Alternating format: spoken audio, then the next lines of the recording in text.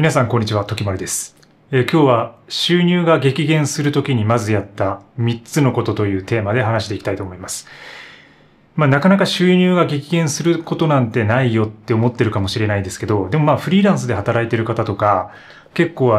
思い当たることがあるんじゃないかなって思っていたりとか、あとは最近インフレ率がすごいですよね。だから収入が激減することはないんだけども、じわじわと家計が厳しくなってるっていう感覚持ってる方いるんじゃないかなと思うんですよね。で、今日はそういうところにミニマリズムの実践がどういうふうに役立つのかっていうのを含めて話していきたいと思います。この何もないホワイトボックスで66個の持ち物で暮らしています。はい。いつもふざけたことばっかり言っています。で、私は30代入ってからすぐぐらいに一回独立して、そこからまた会社と契約をして働いて、でそこからまた独立するっていう風なステップを踏んでいますね。で、これまでに収入が激減したタイミングが2回あります。もうね、やばかった。いろんなピンチを乗り越えてきたんですけど、でその1回目は、その一番最初に独立した頃ですね。で、その時は、普通に、会社員からフリーランスになったって感じなんですけど、やっぱり給与所得というね、ものをもらいながら、で、同時に事業所得っていう、ものをもらいながらこうやっていると、その翌年にものすごい税金が来るんですよ。ドカンと。もう稼いでる金が大きければ大きいほど、フリーになった翌年っていうのはものすごい税金がかかってきます。で、そういう知識が、その20代の後半ぐらいに全然なくてね、一番最初の頃。で、とんでもない税金が来て、で、払えずに、これやばいなっていう感じになった。で、その頃にちょうどミニマリズムに出会ってるんですよね。で、その時はなんとかパワープレイで乗り切ったんですけど、それが1回目です。で、2回目はやっぱコロナ禍の時期ですね。で、これ多分多くの人がそうだと思うんですけど、2020年ですね。だから、コロナ禍に入ってからもう仕事が激減しました。その時ものすごいもう収入が激減。収入も右肩下がりです。で、暇になったから脱毛とか行ってね、調子に乗ってたから余計に自分の生活が厳しくなったんですけど、これはもう自分がバカなだけなんですけど、でもなんとか今生きれてるっていうことはあれから5年経ってね、なんとか頑張って生きてる感じです。で、今後もですね、そういうコロナの状況とか、新しいウイルスが蔓延したりとか、あとはそのトランプ政権のね、世界情勢の怪しいところもあったりとかで、結構いろんなことが起こる世の中ですね、これからも。で、やっぱりそういう大きな物事っていうのは5年とか10年に1回ぐらいは必ず起きると思ってるので、で、また必ずね、そういう自分の収入が激減するタイミングが来るだろうなっていうことを、常々思いながら生活をしています。で、収入が、たとえ激減しなくてもですね、最近そのインフレ率っていうのがものすごく高くなってますよね。で、今だいたい 3.5% とか 3.3% ぐらいって言われてるんですけど、それだけその物価がどんどん上がり続けていると。で、この前ちょっとね、びっくりしたのが、自分も最近筋トレやってるんで、久々にプロテインでも飲んでみようかなと、買ってみようかなと思って調べたらね、自分がちょっと数年前に飲んでたものが、3000円ぐらいだったと思うんですけど、それがね、4000円近くになってました。多分ね、1年とか2年とか経ってないんですよ。それなのに、もう1000円上がってるってね、3000円から4000円になってるってことは、これかなりの額で。で、他の食べ物とか食品もやっぱり上がったり下がったりを繰り返して、じわじわと上がってきている。それが、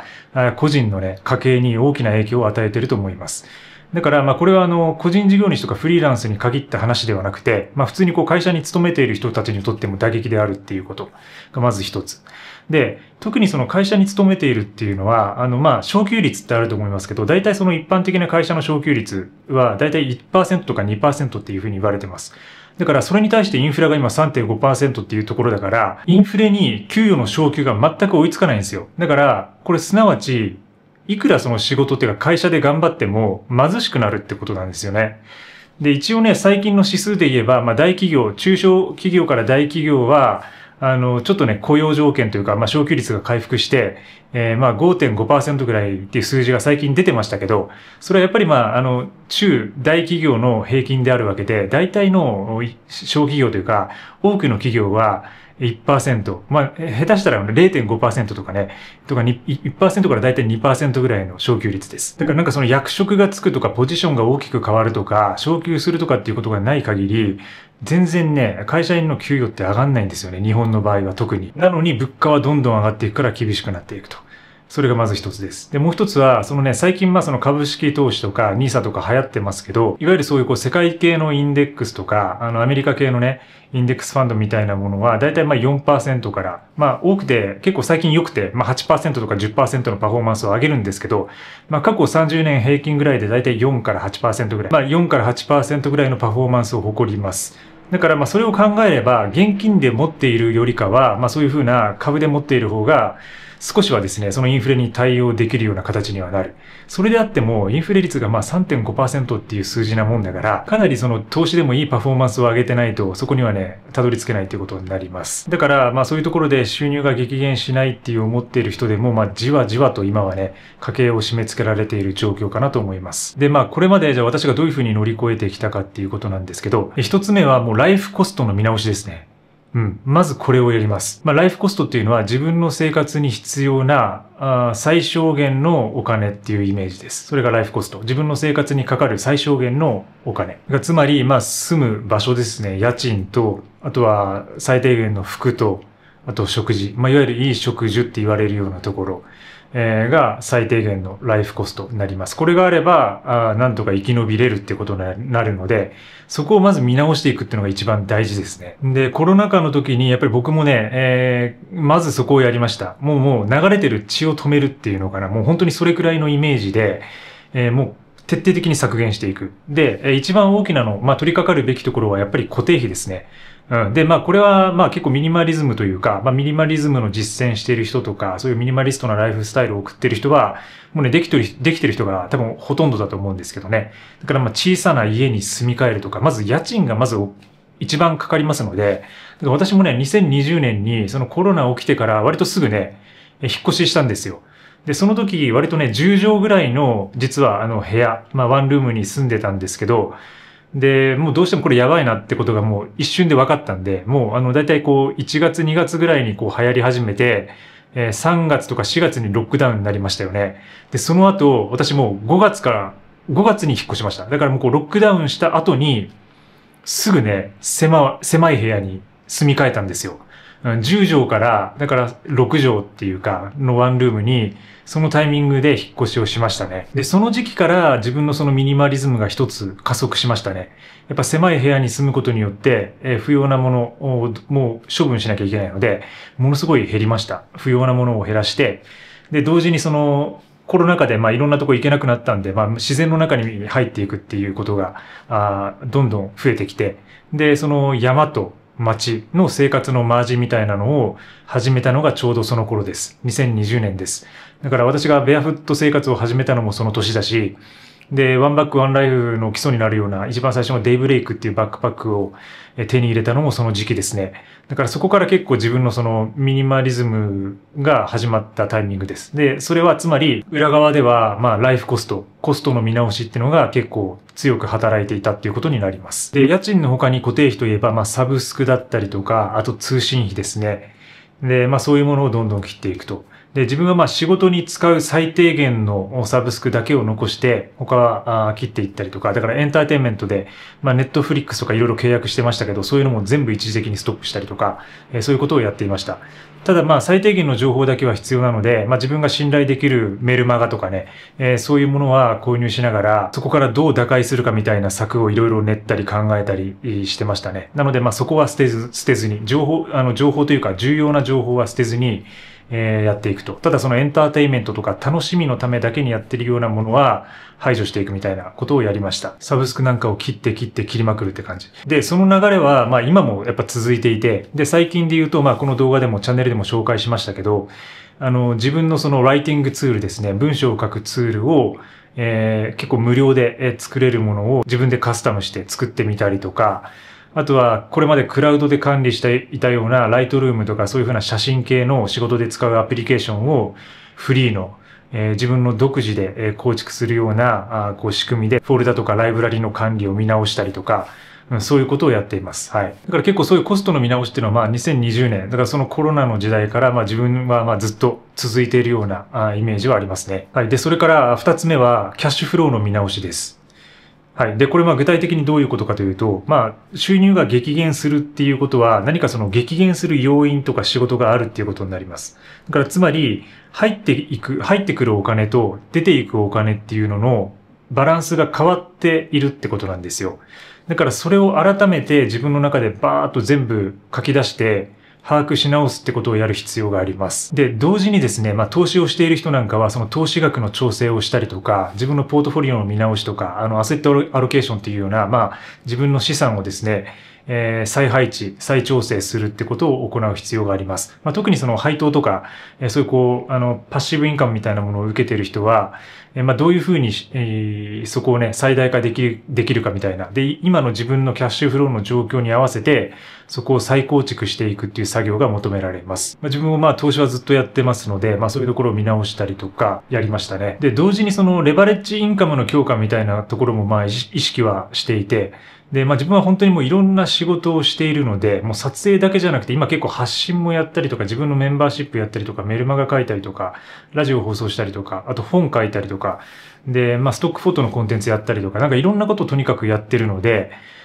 とにかく、分散はされているんですよね、収入源が。だから分散をするってことは大事なんですけども、その複数の仕事をしているのであれば、その時間単価を考えたりとか、その仕事の単価が低いものとか、自分の労働時間が取られるものは、どんどんやめていくみたいな選択を私はしてます。で、そうすることによって、そのレバレッジインカムって言われるような、つまり自分の労働時間に対して、やっぱりその収益率が高い仕事をすることによって、その収益がもう本当に激減した時に、そこから回復するスピードとか力も速くなると思ってます。なのでこの辺は結構人によって状況が違うのでね、なかなか難しいとは思うんですけど、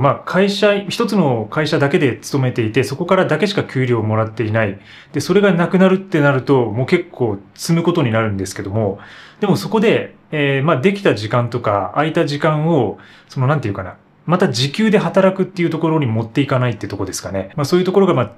長期的には大事になってくるかなと思います。そういう意味で、二つ目はキャッシュフローの見直しを行うってことをやります。で、三つ目は、精神的な余白を確保するってことです。で、これは言い換えれば、マインドフルネスの強化と言ってもいいでしょう。はい。で、私がその2020年コロナ禍に入ってから、まずやり始めたのは、そういうふうな、今、1、2、3っていう感じの順番で、固定費削減して、で今度キャッシュフローを見直してってことをやってきたんですけど、すぐに次取り掛かったことは、余白時間の確保で、マインドフルネスの強化です。はい。で、コロナ禍になってやっぱりみんな出歩かなくなったじゃないですか。で、リモートワークとか、そういうものが流行った中で、私は逆に外に出るようにしたんですよ。で、1日もう1万歩っていうかもうずっと絶対歩くみたいなことを決めて、で、とにかく運動をしましたね。で、3日に1回は走っていました。だから自分って結構不思議で、コロナ禍の時が一番健康だったんですよね。で、そこからやっぱコロナ禍が終わってみんな世界が動き出すと仕事が忙しくなって、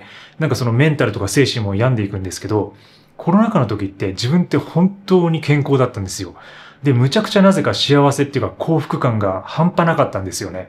で、それは今考えてみれば、やっぱりマインドフルに運動しながら生きていたからだと思います。で、本当に散歩をしていたし、3日に1回は始めたし、ランニングをね。で、だからランニングの頻度もむちゃくちゃ上がったんですよ。で、それからヨガを本格的にやり始めたのも2023年なので、ちょうどコロナ禍が本格的に抜けるギリギリのとこですね。だからそこで走りまくって結局ヨガに深く入っていくタイミングが来るわけですけど、でもそれをやって本当に良かったなと思いますね。やっぱり収入が減るとお金の不安って結構人生の不安の中で割と大きなウェイトを占めるので、だいたい占める人がほとんどだと思うので、不安になるんですよね。急激に収入が減ると本当に不安になるんですよ。でも、その不安だからって言って、それをね、考えて精神を病むと、ますます仕事ができなくなったりとか、稼げるはずのポテンシャルっていうのをなくしてしまうっていう人がいるんですよ。そうなると悪循環に陥ってしまうんで、そこは一回切り離して、自分の精神を正常に保つ。マインドフルに生きるってことにもう本当に注力する。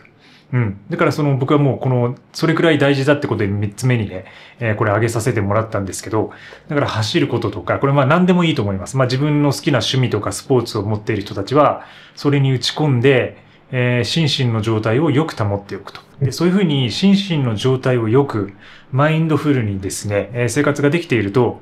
自分の仕事に打ち込む力も上がるし、で、それによって今度収益率っていうか、売上とかもどんどん上がってきます。はい。だからやっぱりその土台を作るっていう意味で、そこが大事。で、やっぱりその時間的な余白、空間的な余白。で、それをやるための運動をしたりとか、瞑想とかヨガをするための時間を作るっていうこと。つまりもうまさにそのミニマリズムの実践だと思うんですけどね。そこはね、時間を作って、空間とか空白を作って、その中で自分の心身にいいことをどんどんやっていくと。それがね、ものすごく効果が出てきます。その運動と合わせて、同時に食事とか睡眠も大事なところになってくるので、それはもう全てセットとしてね、